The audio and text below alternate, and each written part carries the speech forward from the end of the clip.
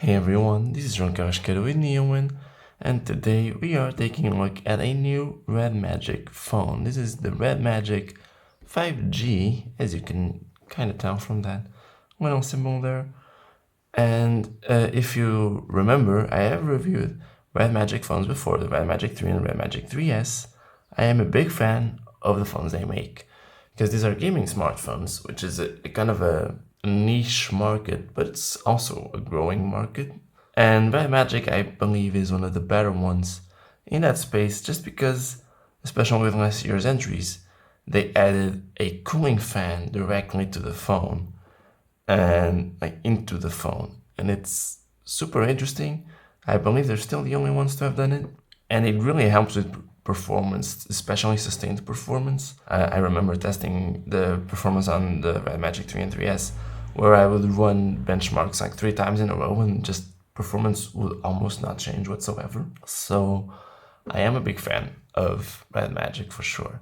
And this is their latest entry. So being that it's 2020 now, we have a Snapdragon X865, UFS 3.0 storage, LPDDR5 RAM, so speed is not a problem here, as usual. But the RAM and storage configurations are the same, 8GB of RAM plus 128GB of storage for the base model, which is what I have. And then if you want to spring for the more expensive model, you get 12GB of RAM, 256GB of storage, and of course that's a significant upgrade. And they're also available in different colors based on the storage. So there are 2 models, 2 color variants for the base model, and this 1 color variant for the 12GB model, which I would really like to have because it just looks so cool in the renders. Aside from that, 45 milliamp hour battery, 4500 milliamp hour battery, which is a downgrade from last year. It used to have a 5000 milliamp hour battery.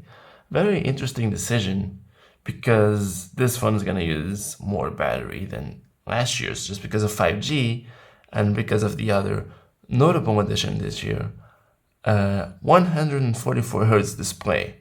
It is the first smartphone, and as far as I know right now, the only smartphone in the world to have a 144 Hz display. It's higher than even the other flagships we've seen this year, like the OnePlus 8, which has 120 Hz, I believe, or the Oppo Find X2 Pro, Samsung Galaxy S20, all have 120 Hz. This is 144 Hz. However, to make up for that, it is Full HD Plus, not Quad HD like other flagship phones. And that's gonna be a downgrade there. If you're used to that, I don't mind it. I'm fine with Full HD Plus usually, though Quad HD is obviously better. Anyways, those are the specs on the inside. Let's get to the phone. Take off this really cool looking box lid, and then the phone is right there. But before we get to it, whoops, let me just try to lift that up if I can stop being bad at it. Under the phone we have the usual stuff, manual, a power adapter there, which is a US power adapter, and then it's an 18-watt power adapter, which is again not stellar, same as last year. And the phone itself supports 55-watt charging, but you have to buy it separately, which is again very unfortunate. But this is a cheap phone, so for the top tier specs you're getting here, it starts at $579, and that's still a very big increase from last year. It's from last year, because that was $479 last year. I assume adding all the 5G antennas and the fact that having a 5G modem now included with this, that you have to buy with the Snapdragon 865, also adds a lot to the price. A lot of phones have that problem, I believe. So that contributes to the price increase. However, if you're going for the top tier model, you'll actually not see as big of an increase, because that used to be 599 euro. Now it's 649, so it's just a 50 euro increase on that top tier. Might be even more worth it now. Anyways, 18-watt charger, charging cable here. I just want to show it off real quick because I do like RedMagic's look for the charging cable, this red and black style. Very nice. Anyways, moving on from this, we're gonna take a look at the phone itself. So pulling out from here, and from this plastic. So this phone is a big departure from previous RedMagic phones in a lot of ways. So if you look at the hardware, going around, you'll see a air intake vent on the side instead of on the back where it used to be before. We'll get to that in a little bit. The pin connector that you used to have, the competitive button that turns on game mode, which you've also seen before. Then on the top, headphone jack, microphone, antenna bands all around because 5G is tricky. Then the touch triggers, the shoulder triggers that are touch sensitive, which have also been upgraded this year. So they now have a 300 Hz response rate to touch. So they should be even faster than before. And then power button, volume rocker, very clicky. This feels super sturdy this year, very nice. And the air expel vent. And then on the bottom firing speaker, again, big change from last year because they used to be both front-facing speakers that you'd have just blow sound at you. That was very nice. So unfortunately, you do have a bottom firing speaker now. The other one is still front firing. So, kind of a mixed bag there. It is a downgrade from last year for sure. USB Type-C, of course, and the nano SIM, I'm assuming, card slot. Then on the back, you'll see the reason why we have an air intake vent on the sides now. So while last year's phones, and even the ones before that, were all metal, RedMagic has now transitioned to glass on the back, which is unfortunate because I think metal is just so much rarer in smartphones these days that it doesn't stand out as much to have glass. All phones have glass. And even though I don't think, I wouldn't say that I prefer metal for comfort, this definitely feels nicer to the touch. It was unique, and I think people in general, I at least appreciate uniqueness sometimes. So I do wish, partly at least, that it was still all metal. But it is a glass plate now, feels very nice. And it still has that very gamer-like identity, with of course those lines going around, all those sharp edges and whatnot. On the back, this is the black model, Eclipse Black they call it. The other one is, I believe, Hot Rod Red, which is a combination of red and yellow. And then the 12GB model, which I really wish I had, is called Pulse, I believe. And it's got red and blue, like each half of the phone is one color. It just looks awesome. I really wish I got that one, but oh well. Anyways, since we have a glass plate now, we don't really get all the stuff that we could do with a metal plate because you can just get a lot of holes into glass unless you want to ruin its durability. So the RGB light strip is gone in the traditional sense. Now this RedMagic logo here will light up with RGB lighting like before, but it's just under the glass, you don't feel it anymore. And the RedMagic logo here, the symbol there, will also light up in red like it did before. So the features themselves aren't gone, they're just a little different now. And we also don't have the air intake vent that we used to have around here because now it's on the side. I believe it's on this side. This is the air intake, this is the air expel. So now it's like more straightforward tunnel. Air comes in one way, goes out the other one. But of course you couldn't have the vent grills there on the glass, so they had to move it to the side. However, we do get some benefits here on the back because the cameras are now 3 instead of 1, and they've been upgraded. So the main sensor is 64 megapixel, it's the Sony IMX 686. instead of the 586 that used to be the 48 megapixel sensor. And then we have an 8 megapixel ultra wide camera and a 2 megapixel macro camera. I've said this before, I'll say it again. Having a macro camera and an ultra wide camera separate from each other is not something I like a lot, but what are you gonna do? It's there, it's the way they did it. We'll see if it's any good when we use it. Nonetheless, it is at least an improvement over the single camera, I mean, that we used to have on the RedMagic 3 and 3S. At least based on appearances, it's an improvement. We'll have to test it to know for sure. So now we're gonna turn this on. I believe I have mentioned everything about the hardware here on the outside. You will notice that the fingerprint sensor is also gone from here. And if you saw the little plastic that was around the phone, you'll have seen that the fingerprint sensor is now underneath the display. I haven't enabled it yet, so I don't know how well it works, but I assume it's in line with just about every other smartphone that has one of these now. It's not very rare, so that's probably fine. So let's take a look at that display. That is a 6.65-inch display, Full HD plus, 144 Hz, like I mentioned, and with still those incredibly curved corners that I think are a little too much, but it's what RedMagic wants to do, so who am I to judge? Also front-facing camera up there. Don't remember the resolution, I'm just gonna guess it's 16 megapixels, because that's a very common resolution for front-facing cameras, but I could be wrong there.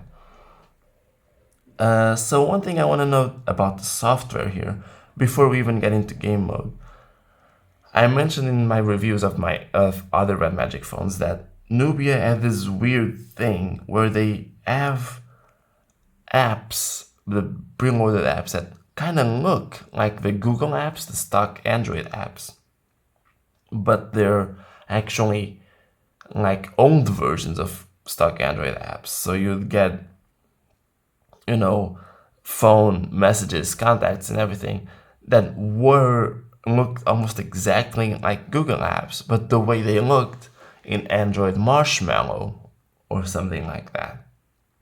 So it was weird, because then you'd restore your backup from another phone and you'd have those apps all duplicate. You'd have the Google apps for contacts, the actual Google apps, and then that one that looked like a Google app but looked like the old Google app. So you always had these duplicate apps. One of them wouldn't get updated, the other would. Very, very weird. And so what they did this time is that they actually have their own visual identity. They didn't go with stock Android.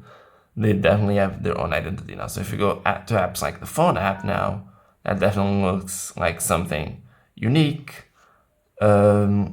The clock app, also definitely very unique to Nubia, or RedMagic, I should say. That's the same company, by the way, if I haven't mentioned that they were the same company. And Contacts app, I guess, is the same one as the phone app. So you have that visual identity that's unique now to Nubia, which I think is better than having that weird clash that they used to have. I would like to have stock Android, but if they're gonna do anything like that, anything custom, at least make it clearly custom, and not this weird mesh that leaves you like wondering what the heck's going on. At least it left me wondering what was going on. So definitely a unique visual identity even here on the notification center. The settings app is also unique. But there is another improvement there, because one app that's not unique to Nubia is Messages. They actually just have Google's app now. No tricks, no weird things. This seems to be, from what I can tell, Google's actual app with all the version numbering correct and all of that. So no weird stuff with the Messages app, and this will just use Android Messages. So if you like using Android Messages on the web and stuff like that, that will just work. Big improvement in my opinion. In general, just a big improvement there. And I'm glad they did that. So there's also an always on display, which I don't think RedMagic had before. So it does show you the time there, or you can customize it to show you the time in a bunch of other ways. A lot of options here, but it is there. It seems to be very similar to what I saw on the Nubia Z20. So some nice stuff. And now we're just gonna take a look at what's the focus of this phone, the game mode.